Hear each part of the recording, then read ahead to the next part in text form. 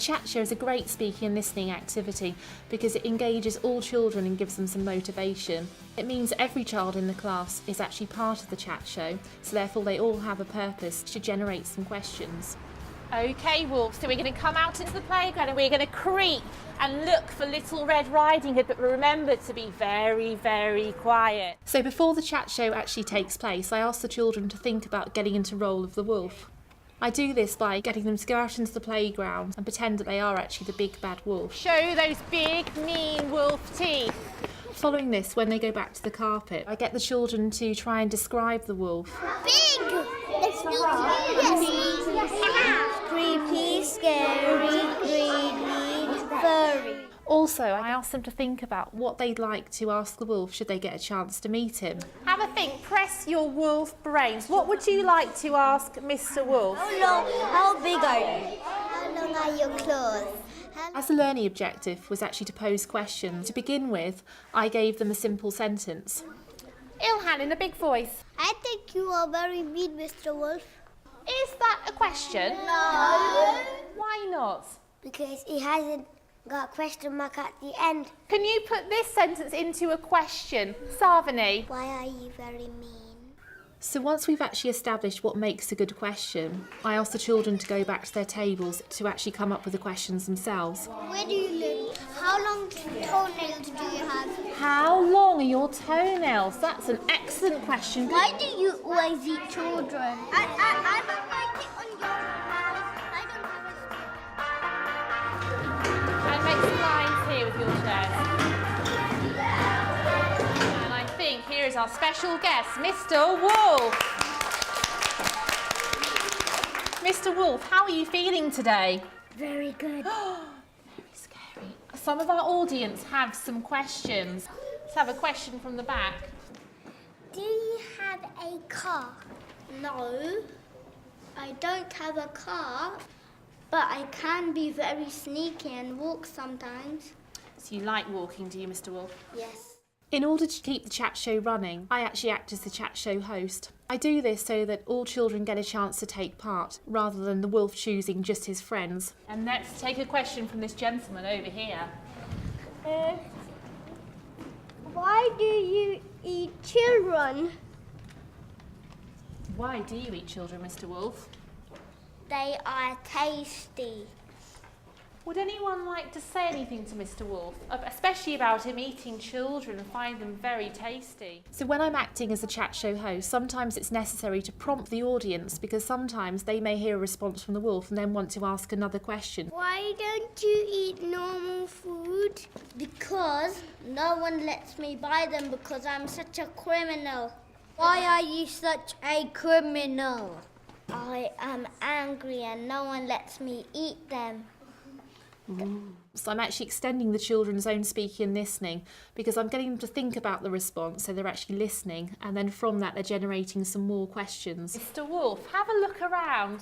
Who do you think looks tasty here? Using the camera in the lesson makes the chat show more realistic and exciting, but it's also a great way for the children to self-assess in tomorrow's lesson. And does he look very tasty? His eyeballs look like meat. The chat show idea could be used in all year groups and also with other texts. It's also a great way to get everyone in the class involved because everyone gets the chance to speak and also everyone gets the chance to listen to either their talk partner's responses, but more importantly to the responses of the wolf. Okay, so today we've been very lucky to have our very, very special, mean, evil guest on our chat show. So let's thank Mr. Wolf. Arjun was acting and we were asking questions, and asking questions was fun.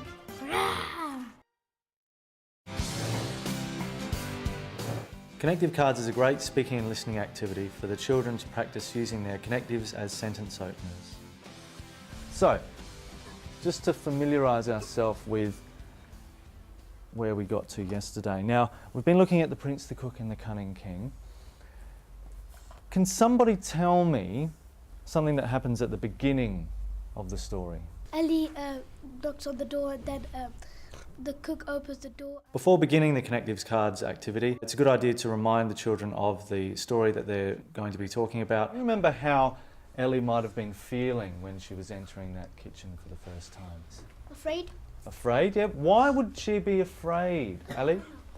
Because of how big the cook is. Yeah, because the cook's a big fellow, isn't he? So I want you to remember all of these words.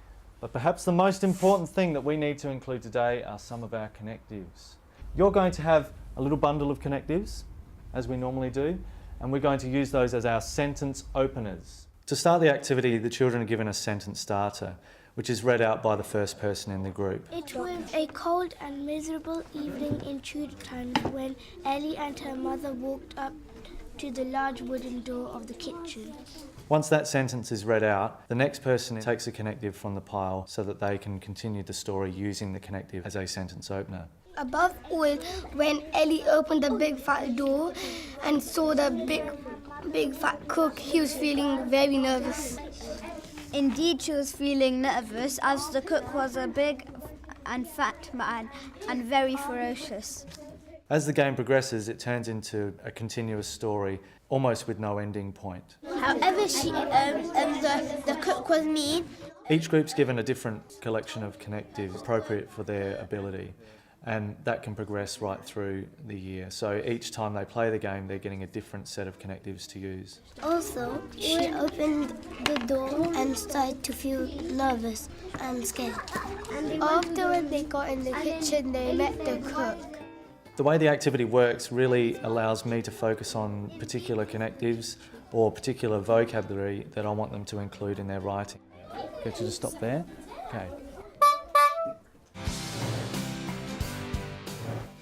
The bear cage lesson is a fantastic idea for speaking and listening skills. It really encourages the children to discuss their ideas and opinions and get some use in really emotive language.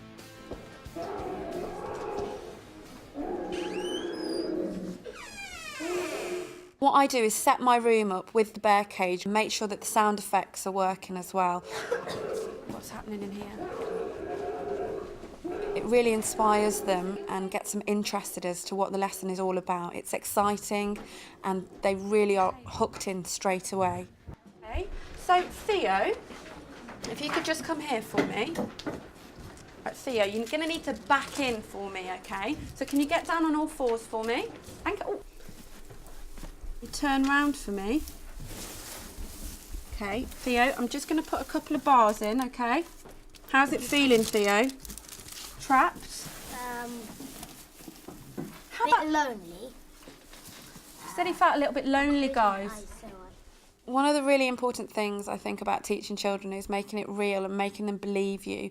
And the only way you can do that is by giving them a first-hand experience. So that's why I got some children and put them in the bear cage. It's really small, and that's like I've only been in here for like 2 seconds, but being in here for like even a morning, I'd get really squashed, and there would be nowhere to sleep. So Aaron, how do you feel in there? I feel quite claustrophobic and alone. Claustrophobic and alone, that's a brilliant word to use. Anything else? Unhappy. Brilliant. Because everyone can move about and go in open space, but I'm just stuck in here. Is it right to trap or hunt animals? I want a really good discussion. 2 minutes, talk partners. What's your opinion? I don't want to be put in this cage. It's like they can't just say, oh, I don't want to be put in this cage. They just have to say that. They can't do anything. They don't really have a say, and it's not fair. And it's kind of cruel to animals as well as. But some people need to survive to eat. You need meat to survive, don't you? Because it has good things. Has proteins. But sometimes it's not good to kill animals just for fur. Because we had the scenario of the bear cage, they found it really easy to express themselves because they were so passionate about it. And it's very important when you're talking about speaking and listening skills that you give the children something that they can really grasp hold of, that they do feel passionate about, and that they can put their point across. The trap jaws clanked and held him fast. None marked his fright, none heard his cries. The bear cage lesson falls within the poetry unit Finding a Voice. I talked about how important it was that they listened carefully to my expression and the way that I delivered the poem. He gnawed the prison leg away. Then day came rosy from the east. I did tell them prior to reading the poem that they might start to feel certain feelings, they might start to stir up emotions, and they may have some ideas of some words that they would like to use. Then through the gloom, the night came one, who set the timid spirit free. I know thine anguish, little son, so once men trapped and tortured me. Hey guys, anything that you feel at all, any words, just write them down, okay? This is your words, how you feel. Write them down on the whiteboards. I'm going to give you about a minute.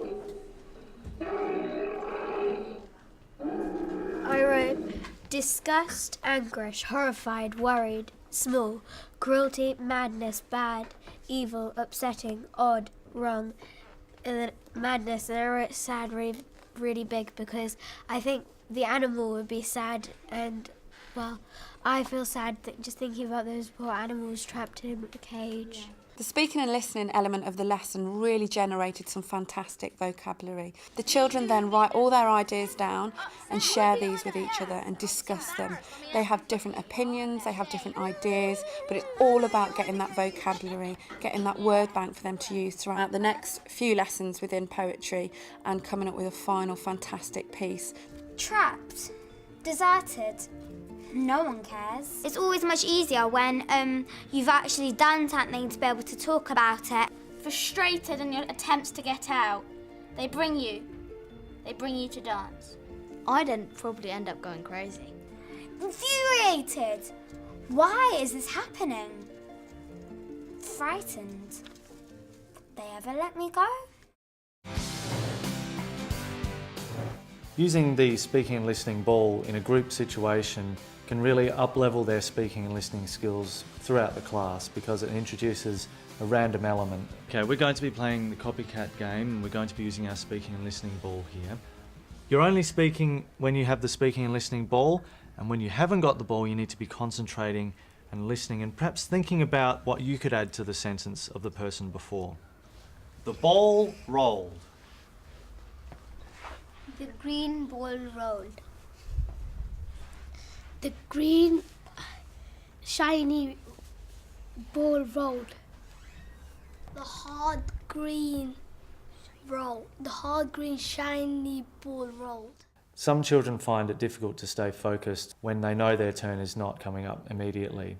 So introducing the speaking and listening ball really helps them to focus on the speaker in preparation for their turn.